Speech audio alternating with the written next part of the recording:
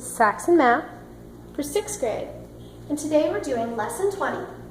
This will be part 1, so there'll be at least one other video to look out for. We're going to be doing squares, powers, and square roots. The premise of this lesson, which is mainly new material, so take your time, pause the video, go back and rewatch if you need to, is that mathematicians like to make things easier. They want to write things out as simply as possible.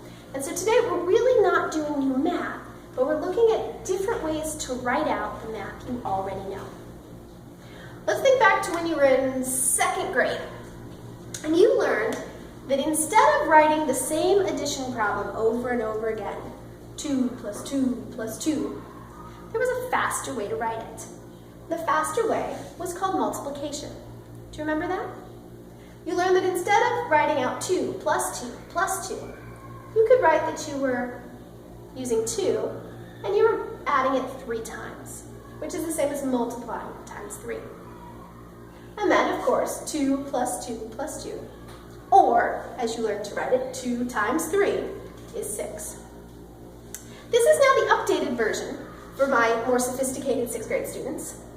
We're going to have repeated multiplication, and we're going to write it a new way using exponents.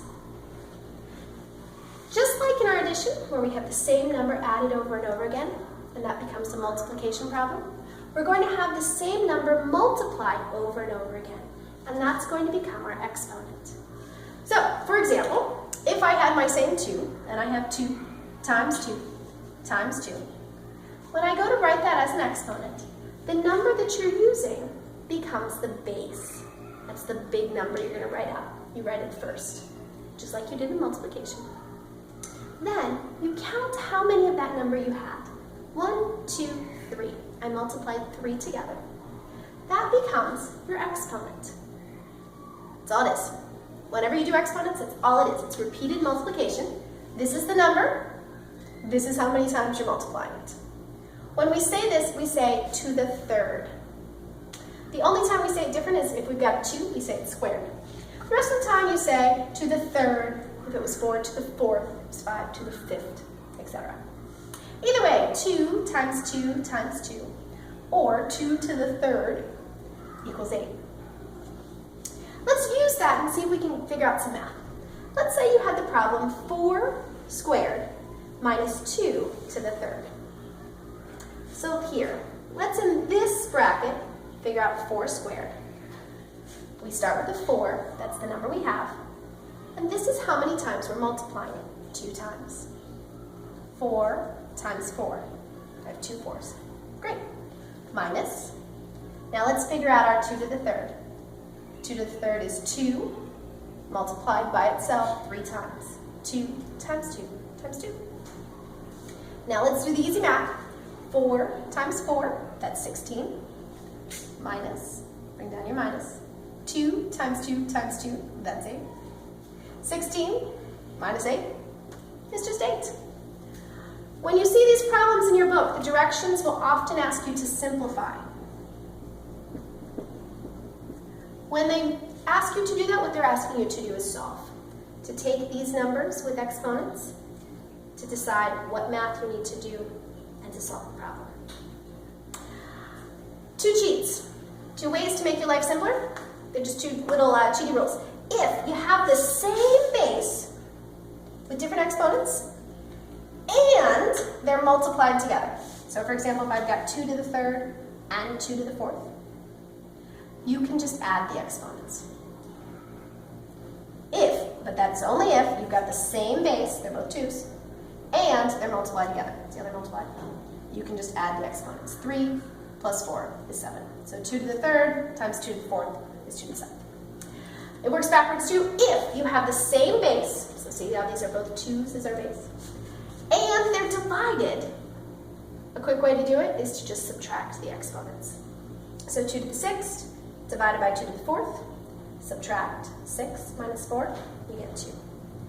2 squared. I want you to make this chart, and you're going to finish this before you move on to the next video. In this chart, we're going to be doing squares. Squares to the 2nd power. So we're multiplying a number times itself. X, these are going to be our numbers. going to be x times itself. And then this is going to be undoing that x, which is the last part of our lesson today, square roots. Let's not get there yet. Let's start right here. Make a column, please, and I'd like you to write the numbers 1 through 10, one on each line. And then let's find the squares of each of those numbers. So 1 is here. So I want to find 1 squared. 1 squared would be 1, 2 times. 1 times 1, which is 1. That's easy. Now let's take 2 and find 2 squared. 2 squared would be 2, 2 times. 2 times 2, which is 4. This should be getting easier. 3.